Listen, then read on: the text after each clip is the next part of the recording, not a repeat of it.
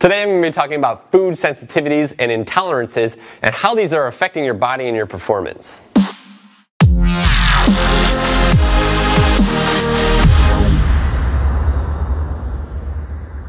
What's going on, everybody? How you doing? It's Blake Bowman here with GuerrillaZen Fitness, and in today's video I'm going to be talking about food sensitivities, also known as food intolerances. So you might be asking why this is important. Well, basically, if you're eating foods that are causing an inflammatory reaction in your body, and your body just doesn't really want to be eating these foods, regardless of whether they're considered healthy or not.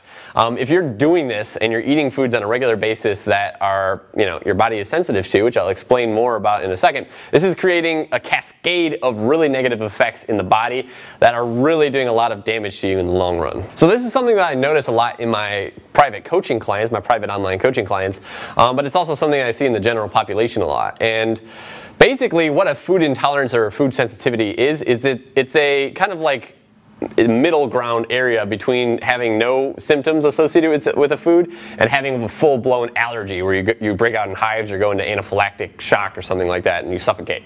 A food sensitivity or a food intolerance is somewhere in the middle. It's usually not life-threatening, which is why a lot of people, discount the value of identifying their sensitivities, because it's not going to kill them, but it will affect their quality of life. But since it's not a life-threatening thing, lots of times doctors won't really screen for this, or they won't really concern themselves with it, and people will willingly eat foods that they know they're sensitive to, because it's not life-threatening. Like I said, they think that they can get away with it. People oftentimes know intuitively when they have a food sensitivity, right? So let's say that you're somebody that when you eat dairy, it gives you one or a combination of gas, diarrhea, nausea, headache, lethargy, having no energy, digestive issues.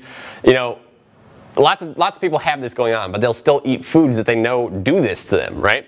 And that's a bad thing, okay? Those are all the main symptoms that people have when they are eating foods that they're intolerant to or have sensitivities to. There are other symptoms, but those are some of the biggest main ones. Now, allowing foods to stay in your regular diet that you're sensitive to is a really big problem, and I'll tell you the reasons why right now. So reason number one is, basically, if you're eating foods that you're sensitive to and you're experiencing any of those issues, then what's happening is your gut is becoming inflamed, okay? It's having an inflammatory reaction based on the foods that you put in there, okay?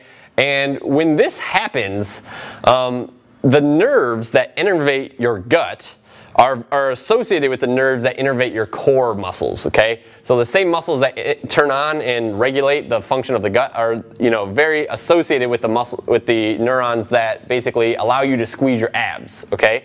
And all your other core muscles. So if you have food sensitivities and you're eating them, what this can, in a nutshell, do is it will basically shut down your core muscles and make it so that you have a very hard time squeezing your core muscles, which will set you up for a variety of different postural problems, specifically in the pelvis. If you're not able to turn that on because your gut is all inflamed and it's bloated out like this, it's going to allow the front of your pelvis to tilt forward like this. You're going to develop an anterior pelvic tilt, and really just the inability to keep to turn on your core is going to predispose you big time to developing lower back pain, because you have no ability to control the motion of your lumbar spine, which comes from the core, because you can't turn on the core because it's shut down, basically. And what this is called, if you want to do more research into it, is visceral somatic inhibition. Visceral meaning organs.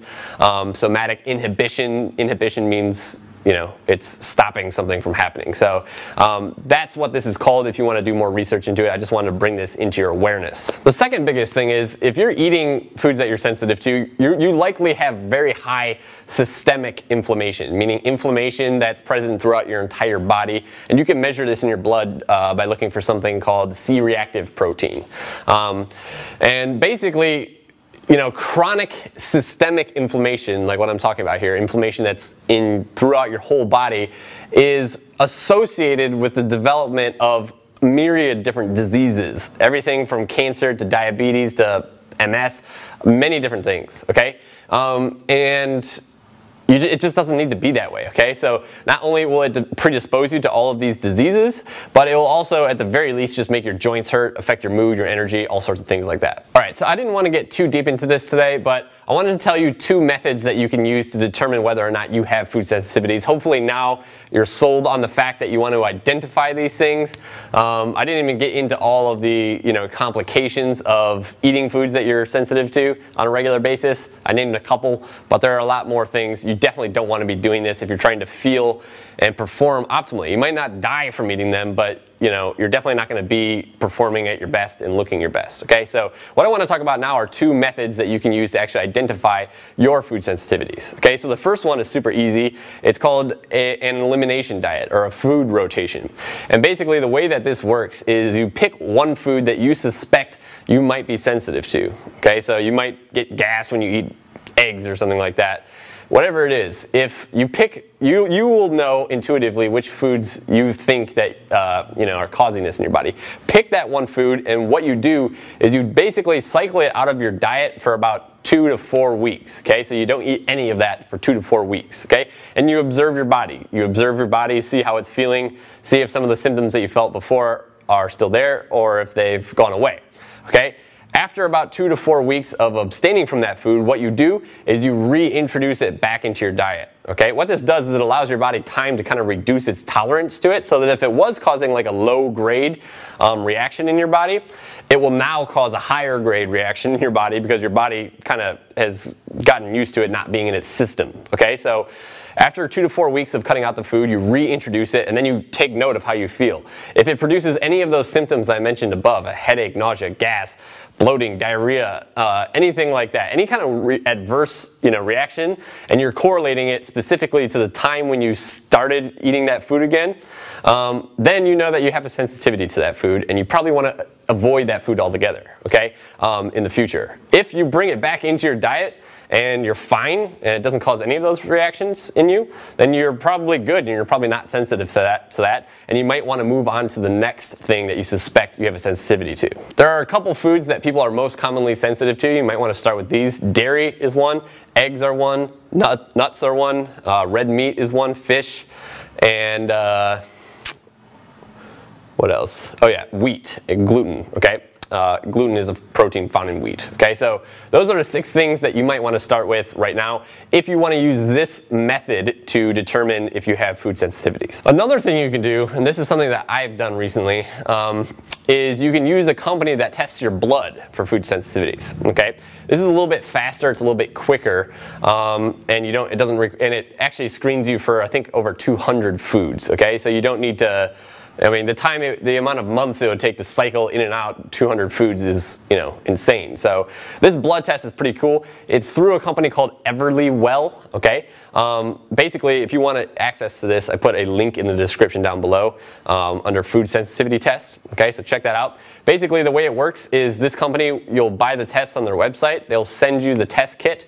They send you a bunch of finger lancets that diabetics would use to test their blood sugar. You poke your finger, give them a little sample of your blood.